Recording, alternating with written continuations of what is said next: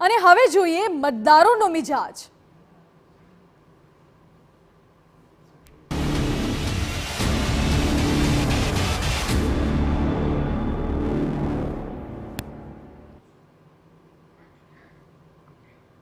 લોકસભાની ચૂંટણી બસ હવે દસ્તક દઈ રહી છે।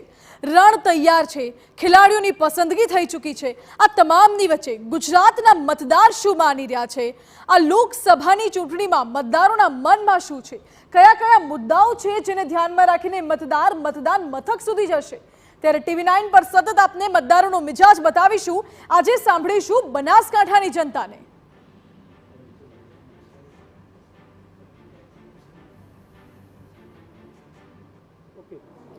TV9ની વિશેષ રજૂઆત મતદારોના મિજાજ સાથે જોડાયા છે બનાસકાંઠાના મતદારો। એમની સાથે વાત કરીશું અને જાણીશું કે બનાસકાંઠાની લોકસભા બેઠક પર કયા પ્રકારના કામો થયા છે, કયા પ્રકારની મુશ્કેલીઓ છે અને કામો થયા છે કે નથી થયા તે સીધા જાણીશું આપણે મતદારો પાસેથી।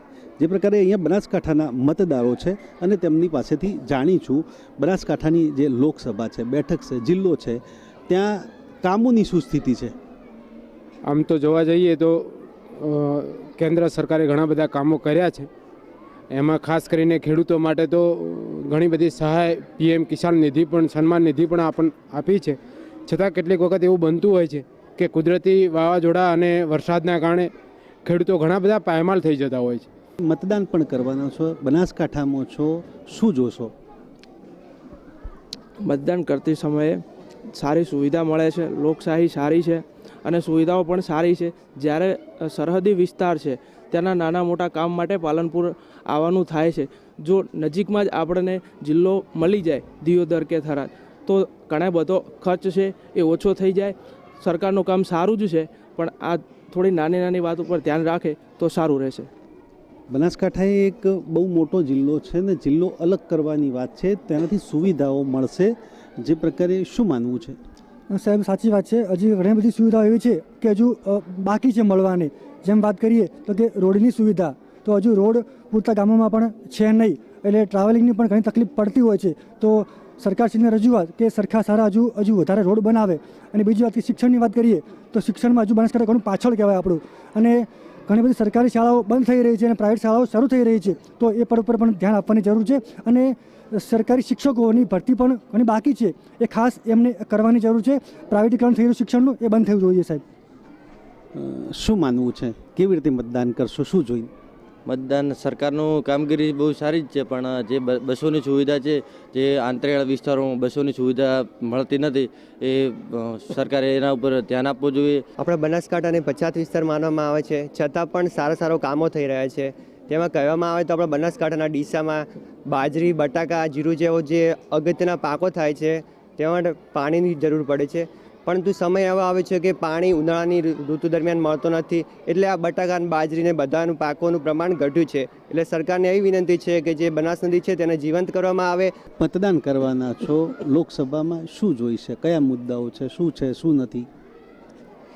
લોકશાહીમાં સારા કાર્ય થઈ રહ્યા છે, પણ જોવા જઈએ તો અંતરિયાળ વિસ્તારોમાં જે આરોગ્યમાં જે જોવા જઈએ તો ડિપ્લોમા કોલેજો વગેરે મેડિકલ કોલેજો પ્રમાણમાં બહુ ઓછી છે, જેથી સરકારે તેના તરફ પણ બહુ ધ્યાન આપવું જરૂરી છે।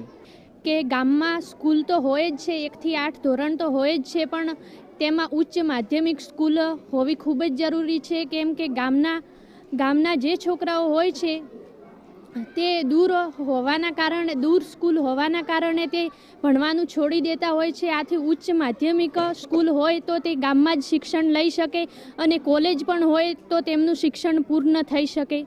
આથી સરકારશ્રીને વિનંતી છે। બનાસકાંઠાના મતદારોએ પાણીની વાત કરી, રોડ રસ્તાની વાત કરી, આરોગ્યની વાત કરી, શિક્ષણની વાત કરી।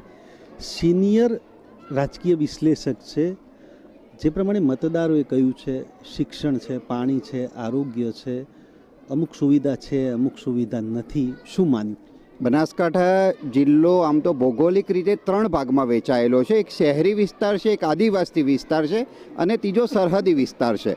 આ રીતે 3 ડેવલપમેન્ટ ગુજરાત સરકાર કરી રહી છે. આદિવાસી વિસ્તારોમાં શિક્ષણનું પ્રમાણ ખૂબ જ ઓછું હતું, એને વધારીને 9 એકલવ્ય સ્કૂલો શરૂ કરવામાં આવી અને આદિવાસી પટ્ટામાં એ શિક્ષણને અપ કરવામાં આવ્યું છે. બીજો એક સરહદી વિસ્તાર છે જે પાકિસ્તાનને અડીને આવેલો છે, ત્યાં ભૂગર્ભ જળ ઓછા હતા, તો સુજલામ સુફલામ કેનાલો થકી એ સિંચાઈનું કામ શરૂ કરવામાં આવ્યું છે, પણ હજુ છતાં પૂરતા ખેડૂતોને એનો લાભ મળ્યો નથી. ઘણા સમયથી બનાસકાંઠા જિલ્લાના પાલનપુરમાં ટ્રાફિકનો સમસ્યાનો પ્રશ્ન છે, એ સોલ્વ કરવા માટે થઈ અને બજેટ ફાળવવાની ખાસ જરૂર છે.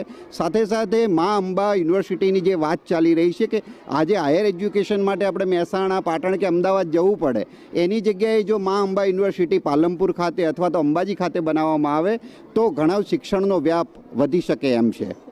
અતુલ ત્રિવેદી, TV9, બનાસકાંઠા.